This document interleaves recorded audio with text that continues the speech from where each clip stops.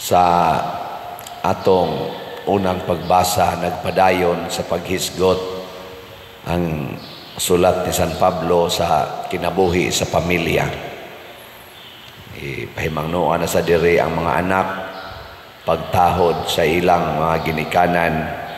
Yang ginikanan na sad kinahanglan dili nila pasukon ang ilang mga anak o ilang alagaran sa pagdisiplina, pinaagis maayong pagtulunan, mausay buhaton sa mga ulipon ngadto sa ilang mga agalon nga ilasang tahuron niya ang mga sugo tumanon nga malipayon niya ang mga agalon sad ilasang atimanon ang ilang mga ulipon dili daog-daogon o hulga-hulgaon. Kining maong mga pagtulunan nakasintro ni aron mahimo tang mga maayong tao. Ang ginikanan malangit, ang anak malangit, ang mga ulipon malangit, ang mga agalon malangit. Pangutan ako no na imong tupad na siguro na kang malangit. Kamong mga asawa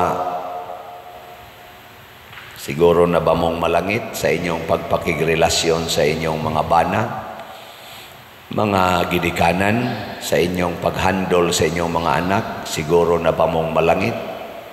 Mga anak sa inyong pagpakigrelasyon sa inyong ginikanan, siguro na kamong malangit. Kami sa mga pari sa among pagpangulo sa simbahan, siguro na kaming malangit. Kamo sa mga parishioners, ang atong mga officials gobyerno sa ilang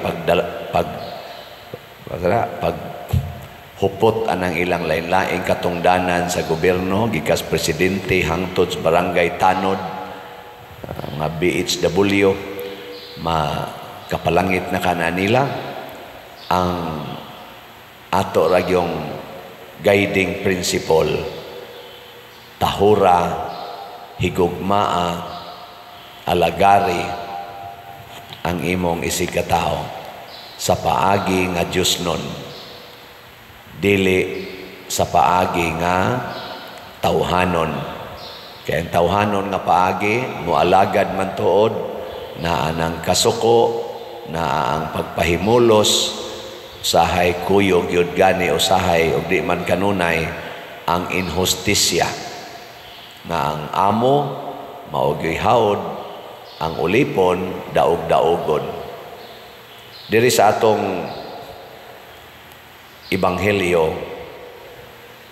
na ako noy requirement or dili ni requirement, mao ni siya reality nga ang pagsulod sa gingharian sa Dios mao di ay ang pagsubay sa sigpit nga agianan. Pagpangutana diri Sir Jotay Rabay Maluwas, ingos Kristo, sulod mo, paningkamot mo pagsulod sa sigpit nga pultahan. Kay daghan ang musulay, pero Jotay ra ang makasulod. Or daghan ang misulay, apan dili makasulod. Pabor lang nis mga daot, mga bitang nagpaslim sa ko kay para di kay ta maglisod, inig takilid na to gamay sa sigpit nga pultahan, lusot dayon, pero kanang dagko kay tiyan. Musango mo na siya. Nganong didako mang tiyan, nagpatuyang og kaon, wa gipaambit sa iyang isigkatao. Di bitaw, dili man kani atong lawas maoy muagi didto. Ngano man kay kani manggong agianan nga gihisgutan ni Kristo nga pultahas langit, dili man ni siya ang atong physical body maoy muso didto. Si Saint Thomas Aquinas usan as mga santos nga perting tambuka, pero nasanto gyapon siya. So sa siyag langit. Kaya mosulod ang ato mang espiritu. Na karon unsa may naas atong espiritu sa atong kalag nga mahimong babag ang atong mga attachments dinhis kalibutan. Kini bang atong gipanghuptan, gipangangkon nga kunuhay atong mga butang, kwarta, dungog, gahom, ug labaw sa tanan ang atong mga sala. Mao na gani nimo tapot sa atong kalag kay di man ni madonot ang sala, di man na madonot kanang mga kahakog, kadaw, di man na madonot mo tapot man gina ang atong kalag mo burot kay daghan naman kay gipangutang. Inigsoda nas ging harias langit, masabod na muna detach, tangtanga, panangtanga ginang mga attachments. Munang ingos Kristo diri inigtuktok ninyo, sir, pasudla ko. Mingon des Kristo, wa ko kailan ninyo. Nganuman, kay ang kalag nga iyang gibuhat is simple soul. Sama ka simple sa kinabuhi ni Maria, sa kasimple sa kinabuhi ni Kristo. Why daghang kalibutanon nga mga attachments. Unya kung daghan na kay attachments, mga usab mga atong naong, na mga kao, napay goggles, di apa diri mga arios, mga tattoo paslawas, mga make-up, uban pa daghan kay tag-attachment. Hangto na lang noon ang hitsuras atong kalag, dili na katong original. Ingno detang Kristo, wa ko kaila nimo. Kaya kada lang naong nimudaan, di na mao. Datong nato istorya no, katong ingon nga pobre kayo, yan nangayo sa Ginoo nga madato siya. Nya sa dihang nadato na siya, nasakit. Mao to istorya or nangayo siya sa Ginoo og kadato, naghimo siyang dato. Nangayo pagid siyang taas nga kinabuhi kay siyempre dato na siya, mubog kinabuhi. Ingon Ginoo, sige, tagaan ti kag kadato, tagaan pagit ti kag another 50 years para ka mabuhi og dugay-dugay. 50 years kang magpahimo sa imong kadato. Ang una dayon niyang gibuhat, ngadto din siya sa parlor. Iya dayong gipausab kay bati-bati siyang naong, pausab daghan agud siya kwarta, pausab tanan, nabuhok, naritanan yun. Papislip, daghang gi kwarta. Ilong gipataas, pilok gipabaw, brown gipaputi, tanan yun pausab hasta lawas. Paggawas niya sa parlor, nag-atang to siyang sakyanan, kapamon siya sakyanan, atang siyang taxi, na abitay na highball nga sakyanan, nabanggaan siya, napatay siya. Patay. Mo to pagkamatay na niya, abot siya sa langit siya. Unsa man ka Ginoo? Ko 50 ka tuig. Wa man gani ka abot 5 ka oras. Patay naman ko. Yung Ginoo, di man ka nagbarog. Sa dito gawa sa parlor. Ginoo, ikaw da ito? Wa mo ka G. Wa na kailang Ginoo niya mo tong ang iyang naong nga gisunod ang patyonon man naigo na noon siya sa patyonon. Kani istorya ra ning Ginoon ba kanto pero dili kailan na nato ang Ginoo ingon siya pahawa kamo kay wa ko kailan ninyo. Lord, ni simba maminimo, ni kaon mi kuyog nimo, nanudlo ka dito sa among lugar pero moingon ra gyapon Ginoo pahawa kamong mga dautan.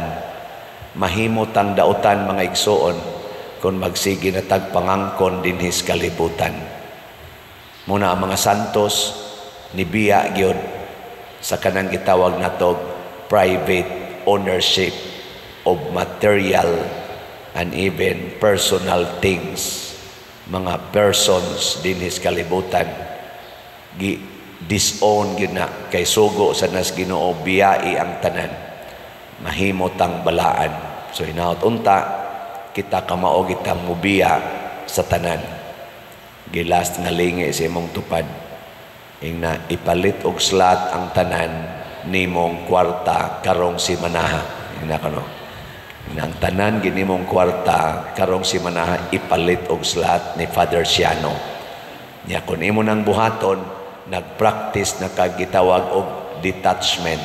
Unsa may mosunod nimo? Simplicity of life. Mailhan na kas Ginoo. Inigtuktok nimo mo ana din ang Ginoo. Sige, dayon nga re, Father Sian. Ang kailan naman ka na ako, Lord? Ang imong tanang natigong nga stipend, imo namang ipalit og slot. Nindot, ano? Ana. Dayon nga rin, Brad Titing. Kailan ako nimo? Anong kailan naman ka? Potong siya gibaligya ni Brad Titing. Wa ko kailan nimo. Oy, si Remy man ni diay. Kailan. Nga naman, ambot lang sa gagon sa gipang-angko ni Remy. Masin nasa na sa giangko na din niya sa dihatag. Dayon nga rin, Edgar. Edgar. Ano man, wa na angko ng Edgar, iyang motor, iyan ang gipanghatag. Dayon na, ilha na. Mauna, ang konon ragid nato nga kita sulugoon sa Ginoo. Matod pa diri sa atong tubag sa Salmo, ang Ginoo matinumanon diha sa tanan niyang mga pulong. Ug unsa may pulong sa Ginoo para nato, kun kamo magtuman sa akong mga pulong, isip buutan og nagtukaw nga sulugoon, ako gid mong silbihan didto sa akong gingharian. Apan kung makaplagan ta mo inigbalik nga natog, nagpatuyag kaon, namunog pagid sa inyong isig kasulugoon, tagod-tagoron gyud ta mo og pahiagomon sa silot.